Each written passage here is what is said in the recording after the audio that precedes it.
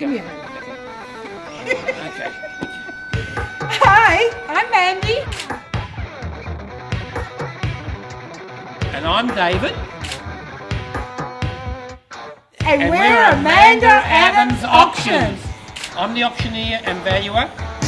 Amanda's the auctioneer and everything the else. boss. Hi everybody, Mandy here, Amanda Addams Auctions. Just here to talk to you about our forthcoming auction next weekend on the 29th of the 3rd, last day of the month.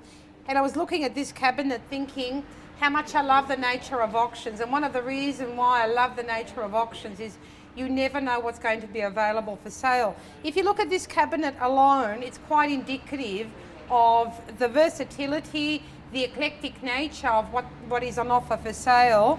For example, there's this wonderful brooch. I think that is a beautiful piece, and you know, personally, if it was handed down to me, I wouldn't be selling it, but I might be bidding on it, because I think, you know, I would love to be able to pass something like that on to my nieces or my daughter, because it's an absolutely stunning thing.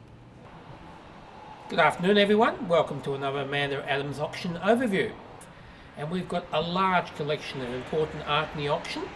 Superb little work by Ludwig Jacobsen, who's a Danish artist, 19th, 20th century Danish artist. Lovely little work from the 50s. Low estimate, $1,000 to $1,500 on it. A large Pro Hart that Pro Hart did for the carpet cleaning company back in the 70s.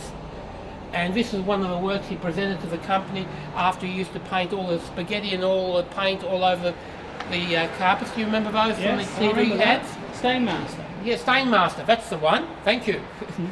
Lovely work, $9,000 to $10,000 estimate, big work. Superb work by Robert Young, an English artist who's lived in Australia since the early 50s. This is called The Concert. But one of the nicest Frederick Bladen works I've ever seen. Superb image. Along here we have Charles Blackman. Some lovely mixed medias, Charles Blackman from the 70s and the 80s. These two up here. Mixed media, pen, watercolour. Superb works. Cutie pie over here. Now, in today's day and age, it has no use. It's purely decorative. But what it was is an inkwell. And he's just got such a nice face, and he's so well made that, you know, he is really, really interesting. And I think for the person who has everything, especially for men, if you're buying a birthday present, and certainly if it's a major birthday like a 40th, 50th or 60th, for the man that has everything, you buy them something like this. This is Victorian, and it's sterling silver. Yes, it's an inkwell. Yes, you can't do anything with it, but you know what? You put it on his desk and it looks ever so cute. It's just a really nice keepsake. If you don't want to be eccentric like that, you've got nice carriage clocks, also in the same cabinet, French carriage clocks. Again, another object that's totally useless these days. The purpose of this was, it's a cigar box. Well, yes, there are a few cigar smokers, but not that many. However, that is a really, really pretty box. Looks nice, again, on the desk. You could use that for business cards, or even these days, you can fit a mobile phone into this. Another superb work by Charles Blackman. This was done in the late 70s. This is from the estate of Nadine Amadio, who was his author. And this was presented to her by Charles Blackman direct. And this has come directly from Nadine Amadio's estate. Low estimate, I think we've only got $6,000 to $8,000 on it for a superb work like that. A rare 1936 hand-painted ghost gun on a boomerang by Albert Namatjira. And this is apparently painted a year after Rex Batterby came to the Hermannsburg School and to start teaching the Aboriginals how to paint in 1935. So this was painted in 1936. A rare bit of social history. Low estimate, $4,000 to $6,000. It's a Russian belt buckle that has enamel. It goes like that. It's a bit intricate. Goes like that.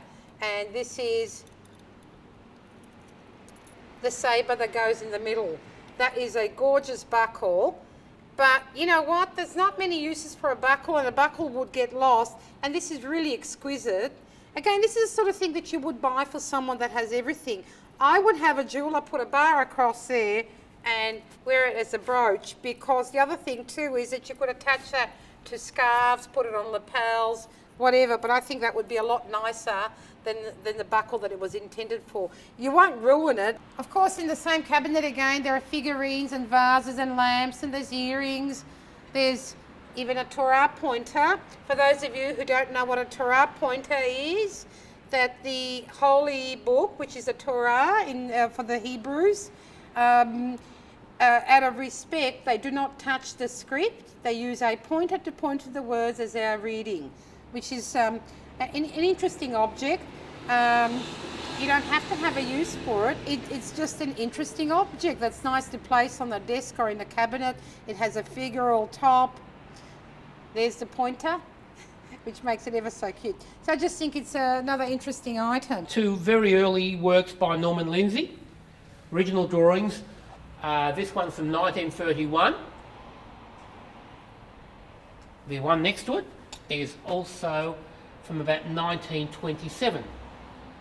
Important works, well framed, and a good entry point for Norman Lindsay as well.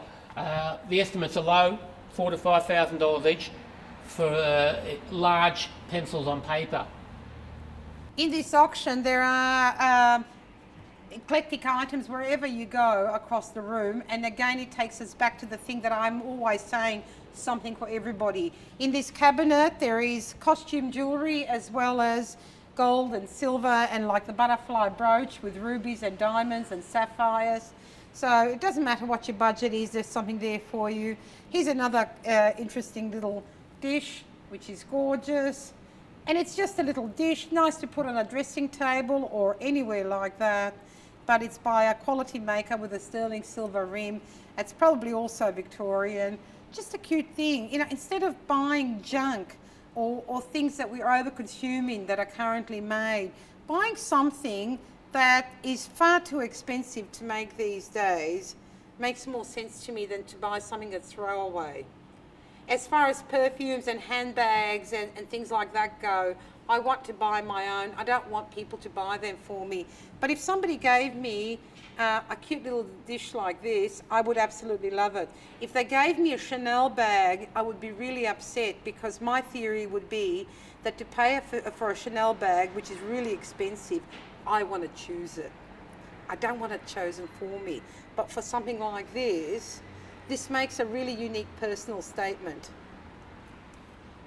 Along here we have a hand-coloured lithograph by John Olsen from 2003. This is number 60 of 60, so it's the last of the print run. Impressive work. John Olsen is one of the iconic Australian artists. Long-term great investment. In fact, he's been a great investment throughout his career. Low estimate, I think we've only got $2,000 to $3,000 for a large work like that. And it's better than having money in the bank. A work like that on the wall will appreciate in value. A large amount of clocks and garnitures, French clocks, English clocks, German clocks. This is a French garniture with porcelain panels. This is a skeleton clock, also a 19th century one. This is a lovely French 19th century clock, white marble and ormolu mounted, gilt and saves panels. So a 19th century one as well. Along this way. This one is an English one. This is a Regency clock by Isaac Kirby of London. Magnificent style. Look fantastic on a large Victorian or a Regency sideboard as well. Thanks for tuning in again. It's always good to speak to you, and I hope I inspire you. If I don't inspire you, tell me. If I inspire you, tell me. Email us and let us know. Come to the auction, or at least have a look at our catalogue on our website. Bye. Other works? Hang on.